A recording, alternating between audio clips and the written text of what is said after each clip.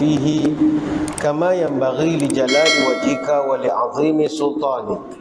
اللهم صل على سيدنا محمد عبدك ورسولك النبي الأمي وعلى آله وصحبه وسلم. نويت التعلم والتعليم والتذكر والتذكير والنفع والانتفاع والإفادة والاستفادة والحث على التمسك بكتاب الله وسنة رسوله والدعاء إلى الهدى والدلالة على الخير ابتغاء وجه الله ومرضاته وقربه وثوابه لله تعالى. اللهم ردنا بقضائك وصبرنا على بلائك وأوزعنا شكر نعمائك. Ya Allah, jadikan kami redha menerima takdirmu, jadikan kami sabar menerima ujianmu, dan bimbinglah kami untuk sentiasa syukur kepada nikmatmu. Yang dihormati para pegawai ahli jabatan kuasa Masjid Sultan Haji Ahmad Shah Al-Musta'in Billah Temuluk, tuan-tuan guru, para alim ulama, para habaib, muslimin muslimat, hadirin hadirat, tuan-tuan puan-puan, moga-moga dirahmati Allah sekalian. Malam ini kita akan membicarakan tajuk yang disediakan oleh pihak masjid, iaitu hijrah, persiapan menuju dunia baru. Hadirin hadirat sekalian, tanpa kita sedar, hijrah adalah sunnatullah, berlaku setiap hari tanpa kita sedar. Dulu kita duduk di alam roh, tidak kekal, hijrah ke alam rahim. Alam rahim tidak kekal, pindah ke alam dunia. Dunia yang sedang kita lalui juga tidak kekal, nanti hijrah lagi ke alam barzakh. Alam barzakh juga tidak kekal, nanti pindah lagi ke alam kiamat. Dan begitulah seterusnya. Dalam konsep kita bekerja pun kita banyak berhijrah. Naik pangkat itu hijrah. Kalau polis dulu constable, naik pangkat lance corporal itu hijrah. Lance corporal pindah naik corporal. Corporal hijrah naik sarjan. Sarjan pindah naik sarjan major. Sarjan major hijrah naik sub inspector. Sub inspector hijrah naik inspector. Inspektor pindah jadi Allahyarham inspektor, dan begitulah seterusnya. Sebab itu secara etimologis dan terminologis, hijrah ni hajara yuhajiru muhajaratan wa hijratan, yang membawa 4 maksud: at-tarku, al-i'rad, al-qat'u, al-man'u. Maknanya kita meninggalkan, berpaling, memutus, menahan. Semuanya membawa maksud yang sama, iaitu penghijrahan. Sebab itu dalam konteks perbicaraan kita malam ini kupasan kita malam ni lain sikit daripada kebiasaan. Penganjur minta saya ulas hijrah, persiapan menuju dunia baru. Payah tajuk ni tuan-tuan. Biasa kita cerita Nabi naik unta ya. Kadang rasa penat kalau penganjur ni. Kalau time ceramah lain tajuk bodoh-bodoh dia bagi. Kena kita tajuk mat kilau lah, pendekar dari sudut kepimpinan zaman lampau, mati macam ni nak buat homework. Kalau ceramah lain cerita bodoh-bodoh dia bagi.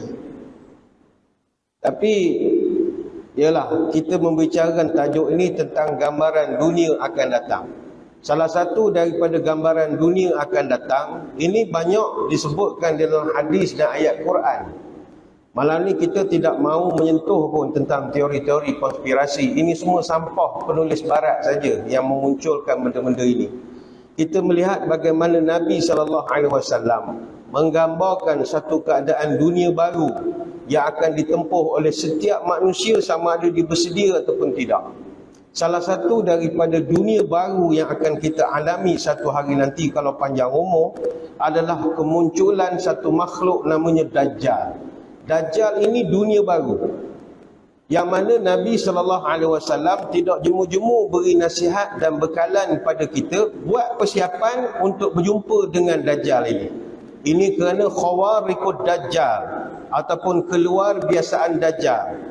Dalam bahasa Arab dia panggil fitnah Dajjal. Trial of Dajjal ini adalah seberat-berat ujian yang akan dihadapi oleh setiap kita. Kalau tak dan pun anak cucu kita. Sehingga Nabi sendiri pernah melahirkan kebimbangan, ma baina khalqi Adam ila qiyamis sa'ah khalqun akbaru minad Dajjal.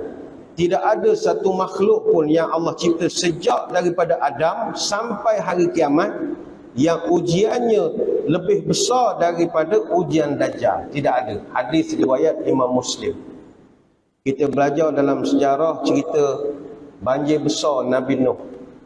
Besar sangat dah banjir besar Nabi Nuh. Adakah itu ujian terbesar? Tak. Nabi kata itu kecil.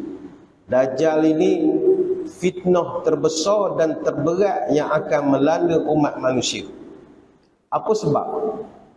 Kerana Allah berikan kepada Dajjal benda-benda yang luar biasa, yang memukau dan membingungkan akal fikiran. Dalam satu hadis, benda ni saya ingat dah yang berlaku 3 tahun sebelum Dajjal keluar. Dalam satu hadis Nabi pernah bercerita sebagaimana yang didengari oleh Abu Umamah Al-Bahili radhiyallahu anhu. Kata Abu Umamah, Nabi satu hari bercerita tentang Dajjal dan Nabi minta kita semua buat persiapan. Di penghujung ceramahnya Nabi sebut wa inna qabla khurujid dajjal salasu sanawatin syidad. Sesungguhnya sebelum kemunculan Dajjal, dunia akan mengalami kesengsaraan selama 3 tahun. Huru-hara dunia ini. Yusibun nas fiha jam'un syadid. Kamu akan dapati kebuluran merata-rata. Krisis kebuluran, krisis makanan, krisis bekalan asas. Ya'murullah as-sama'u fi sanatil ula an tahbisa sulusa matriha wa ya'murul arda an tahbisa sulusu nabatiha. Allah memerintahkan langit pada tahun pertama supaya kurangkan hujan 1/3 dan bumi akan kurangkan hasilnya sebanyak 1/3. Fala tabqa zata dhilfin illa halakat illa masya-Allah. Selepas daripada itu tidak ada lagi haiwan yang banyak. Haiwan dah makin bekalan, makin kurang, melainkan beberapa ekor saja yang akan wujud. Ini hadis dalam Sunan Ibnu Majah, Sahih Ibnu Khuzaimah dan direkodkan dalam Mustadrak Al-Hakim. Kata sebahagian ulama, ketika itulah seluruh dunia akan kembali ke zaman batu. Kita akan balik semula ke zaman tori balik.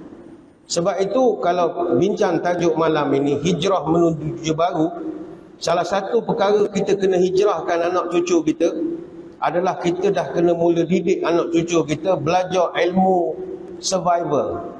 Dah mula kena ajar anak cucu kita ini ilmu untuk survive ni, apa cakap Melayu, untuk dia boleh hidup, ikhtiar hidup. Ilmu ikhtiar hidup. Dan di barat pun mereka sudah mula buat persiapan itu. Sehingga kan banyak teori-teori yang dikeluarkan. Antaranya berpunca daripada Albert Einstein. Dia pernah diwawancara tahun 1949. Dia kata, I don't know what weapons World War III will be fought, but World War IV will be fought with stick and stones. Dia kata, saya punya jangkaan, saya tak tahu perang dunia ketiga kita akan gunakan senjata apa. Tapi percayalah, perang dunia keempat, manusia akan berperang menggunakan kayu dan batu saja. Sampai satu peringkat begitu.